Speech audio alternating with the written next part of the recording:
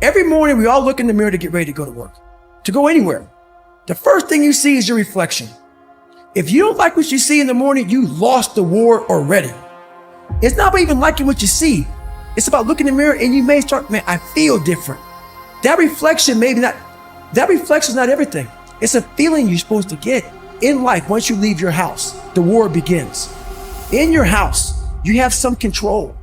And that reflection in the mirror, you have to control that reflection in the mirror. That's how you start your day. If you leave your house feeling like, okay, I can fight.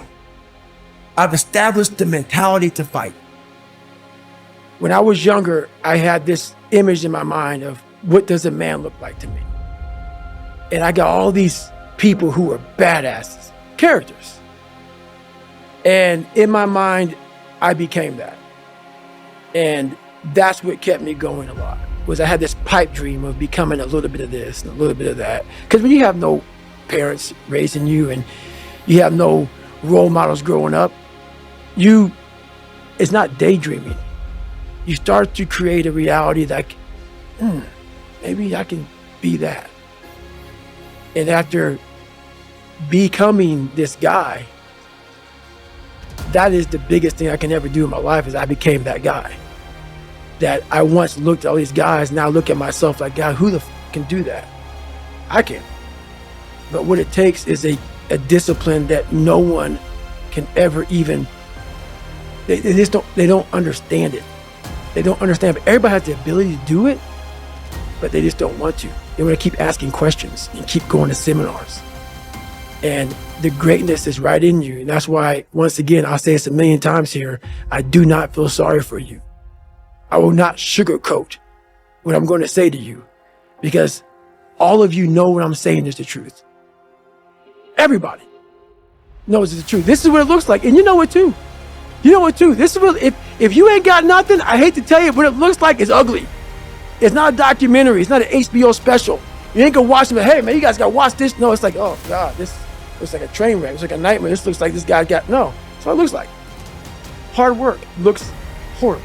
It's not motivating. It's not motivating at all. It ain't like Rocky round 14 where he gets knocked down and you go like this to Apollo Creed. It looks like a man being stuck in a dungeon and there's no way out. But you have the key, but you refuse to use it.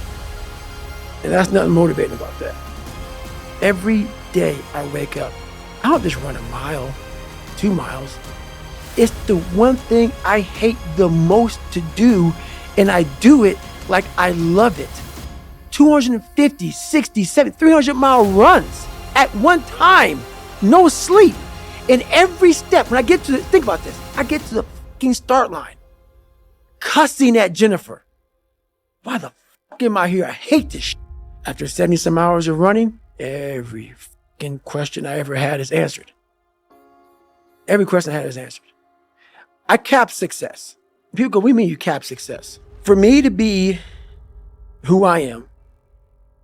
So when I go smoke jump, I'm smoke jump 3 to 4 months out of the year, sometimes 5. So basically you jump into fires, not into them, but you jump by fires that people can't get to. So you parachute out of airplanes and then you fight the fire. You and sometimes 4 other guys or maybe 8 other guys and gals, and you're putting this fire out.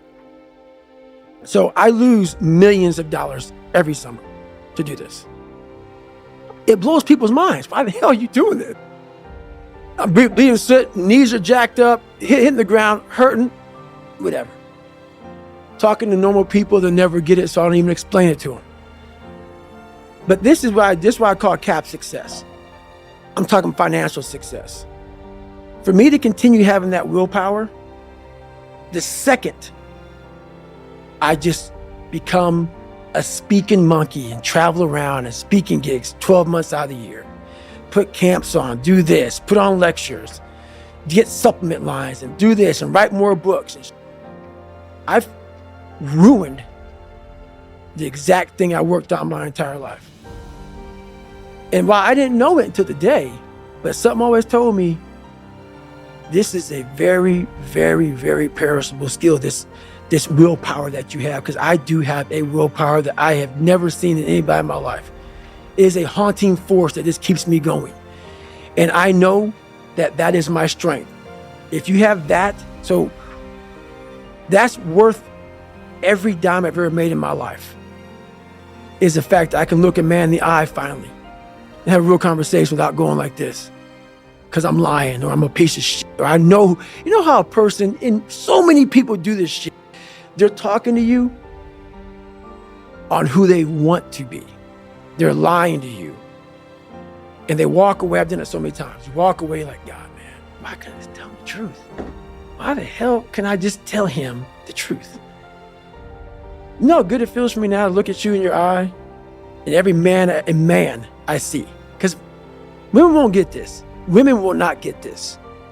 Man to man, that man, you look another man in the eye and you know that everything you're saying is real. And it comes from a real working place, something that you earned. It's the best feeling in the world. Who I am and who I say I am, I am. No more lies. No more skirting the truth. No more bullshit. And that is worth every dime I've ever made in my life. And I swear to God on that. Every dime I've ever made in my life, building who I built, so I cap success, because I know that if I ever go 12 months out of the year and don't put every day I'm going at it, but several months out of the year, I go right back to ground zero. Which means I'm just fucking David Goggins. No Goggins, no carry boats, logs, bullshit. It's just pick up that fucking Pulaski and dig. Hey, get that fucking pump, walk down a mile, put it in the fucking water, mosquitoes beating. You're just David Goggins. You're nobody. Because that's where my growth is. That's where my willpower comes from. And that's where it stays. During my senior year in high school in Brazil, all I cared about was working out, playing basketball, and studying. And it was the accountability mirror that kept me motivated to keep pushing towards something better. I woke up before dawn and started going to the MCA most mornings at 5 a.m. before school to hit the weights. I ran all the damn time, usually around the local golf course after dark. One night, I ran 13 miles, the most I'd ever run in my entire life. On that run, I came to a familiar intersection. It was the same street where that redneck had pulled a gun on me. I avoided it and ran on, covering a half mile in the opposite direction before something told me to turn back. When I arrived at that intersection a second time, I stopped and contemplated it. I was scared shitless of that street. My heart was leaping from my chest, which is exactly why I suddenly started charging down its fucking throat.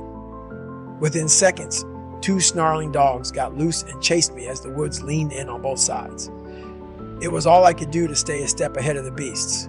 I kept expecting that truck to reappear and run me the fuck down like some scene from Mississippi circa 1965. But I kept running, faster and faster, until I was breathless.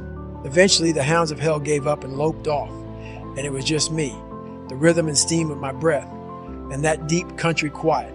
It was cleansing. By the time I turned back, my fear was gone. I owned that fucking street. From then on, I brainwashed myself into craving discomfort. If it was raining, I would go run. Whenever it started snowing, my mind would say, get your fucking running shoes on. Sometimes I wussed out and had to deal with it at the accountability mirror. But facing that mirror, facing myself, motivated me to fight through uncomfortable experiences. And as a result, I became tougher. And being tough and resilient helped me meet my goals. Nothing was as hard for me as learning. The kitchen table became my all-day, all-night study hall.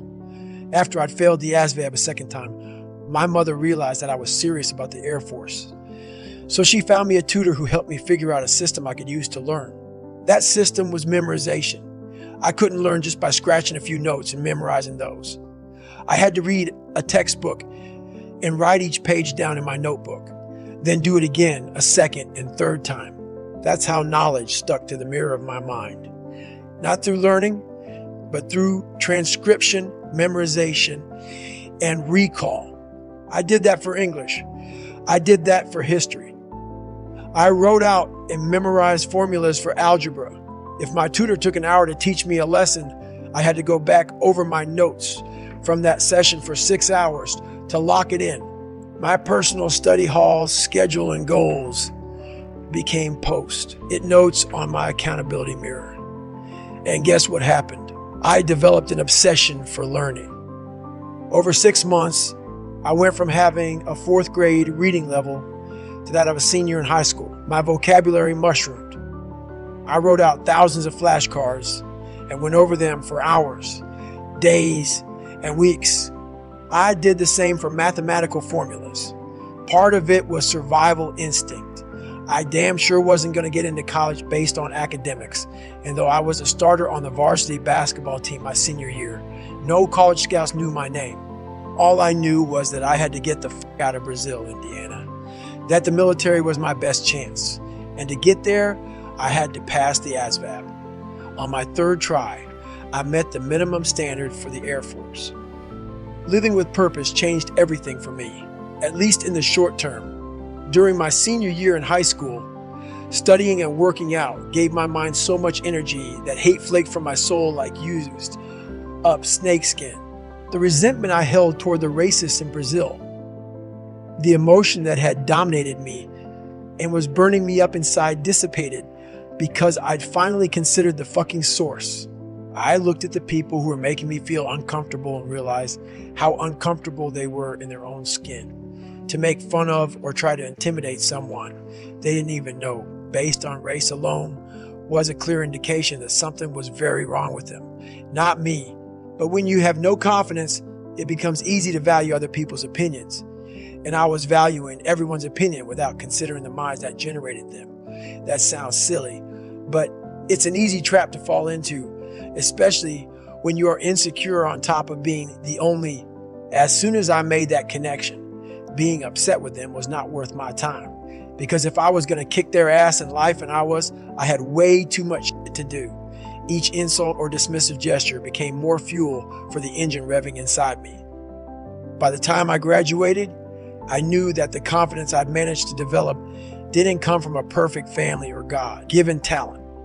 It came from personal accountability, which brought me self-respect, and self-respect will always light a way forward. For me, it lit up a path straight out of Brazil, forever.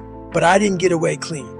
When you transcend a place and time that has challenged you to the core, it can feel like you've won a war. Don't fall for that mirage. Your past, your deepest fears have a way of going dormant before springing back to life at double strength.